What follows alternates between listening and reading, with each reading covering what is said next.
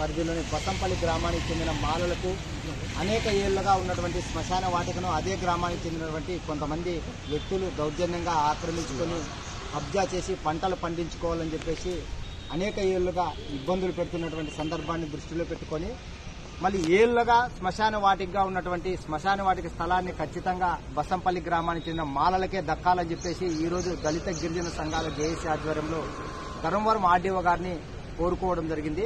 మరి బసంపల్లి గ్రామంలో మాలలు శ్మశాన వాటికలో శ్మశానంలో ఎవరైనా చనిపోతే పూడ్చుకుంటే అది వారం 10 రోజుల లోపలే ఆ గోరీలను ధ్వంసం చేస్తూ శ్మశాన వాటిక లేకోకుండా చేయాలి, ఈ స్థలాన్ని ఆక్రమించుకోవాలని చెప్పేసి అదే గ్రామానికి చెందినటువంటి శంకర్ నారాయణ ఆనంద్ తదితర వ్యక్తులు ఆక్రమించుకోవాలని చెప్పేసి చూడడం చాలా బాధాకరం.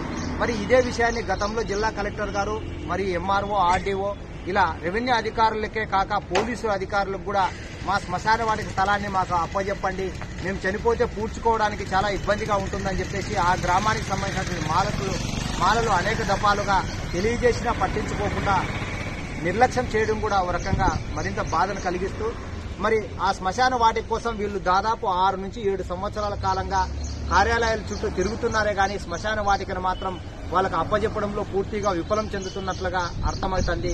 మరి శ్మశాన వాటికకు 17 1బిలో 1 ఎకరా 39 సెంట్ల స్థలాన్ని ఖచ్చితంగా మీకే కేటాయిస్తామని చెప్పేసి జిల్లా కలెక్టర్ గారు సైతం ఆర్డర్ ఇస్తే మరి ఆ ఆర్డర్ లాంటి పేపర్లు మా దగ్గర ఉన్నా రెవెన్యూ అధికారుల దృష్టికి తీసుకెళ్తే అధికారులు కూడా ఇది శ్మశాన వాటిక స్థలమే అని చెప్పేసి బహిరంగంగా ఒకవైపు చెబుతున్నారు.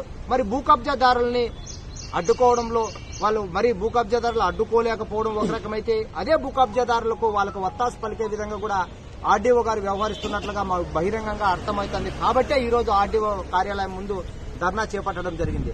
మరి ఇదే ఆర్డీఓ గత 10 రోజుల క్రితం బసంపల్లి శ్మశాన వాటిక పరిశీలనలో భాగంగా వస్తే ఆ పరిశీలనలో కూడా భూ కబ్జాదారులు ఎవరైతే ఉన్నారో వాళ్ళు ఎంపీటీసీ భర్త అయినటువంటి ఎరిసాం పైన కూడా ఒక మహిళ చేయి చేసుకోవడం కూడా చాలా బాధ.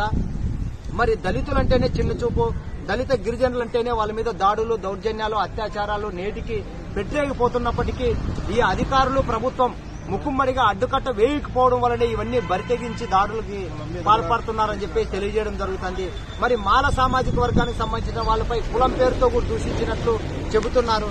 మరి ఈ కులాల ఆ కుళ్ళుని ఈ కులాలపై జరుగుతున్న అణిచివేత దోపిడీ దౌర్జన్యాలకు వ్యతిరేకంగా పోరాడాలని చెప్పేసి ఇప్పటికే దళిత గిరిజనులకు పిలుపునివ్వడం జరగడం జరిగింది.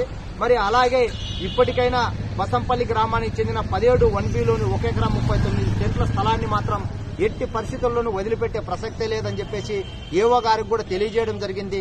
మరి ఈ భూ కబ్జాదారులు గతంలో ఇంతకు ముందు చెప్పినట్లు ఎవరైతే ఉన్నారో వాళ్ళు కూడా స్వచ్ఛందంగా ఈ భూ కబ్జా అంటే శ్మశాన వాటికను ఆక్రమించుకునే విధానాన్ని పద్ధతిని తీరును మార్చుకోవాలి.